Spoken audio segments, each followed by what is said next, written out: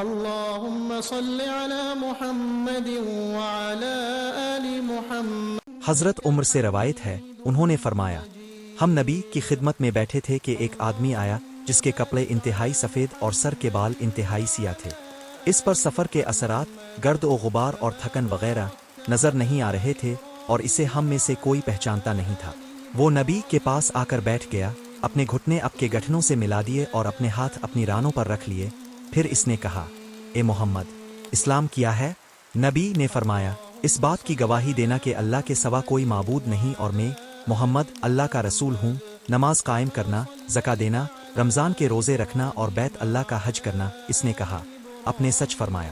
ہمیں اس پر تعجب ہوا کہ آپ سے سوال کرتا ہے اور خود ہی تصدیق بھی کرتا ہے کہ آپ کا جواب صحیح ہے۔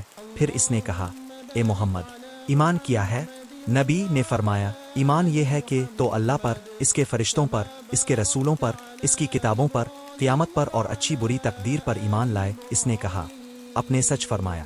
ہمیں اس پر تعجب ہوا کہ آپ سے سوال بھی کرتا ہے اور آپ کی تصدیق بھی کرتا ہے۔ پھر اس نے کہا، اے محمد، احسان کیا ہے؟ نبی نے فرمایا، احسان یہ ہے کہ تو اللہ کی عبادت اس طرح کرے گویا تو اسے دیکھ رہا ہے، اگر تو اسے نہیں دیکھتا تو وہ تو تجھے دیکھتا ہے۔ اس نے کہا، قیامت کب آئے گی؟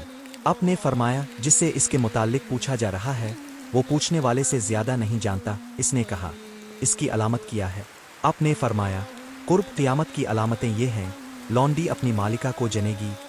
وکی رحمت اللہ علیہ نے کہا، یعنی عجم کی عورتوں سے عربوں کی اولاد ہوگی، اور یہ کہ تم ایسے لوگوں کو دیکھو گے جن کے پیروں میں جوتیاں نہیں، جسم پر کپڑے نہیں، مفلس ہیں، کھانے کو خوراک نہیں، بکریاں چراتے ہیں، لیکن پھر ان کے پاس اتنی دولت آ جائے گی کہ ایک دوسرے سے بڑھ کر بڑی بڑی عمارتیں بنائیں گے۔ حضرت عمر نے فرمایا، 3 دن بعد نبی مجھ سے ملے تو فرمایا، کیا تم کو معلوم ہے وہ آدمی کون تھا؟ میں نے عرض کیا، اللہ اور اس کے رسول کو زیادہ معلوم ہے۔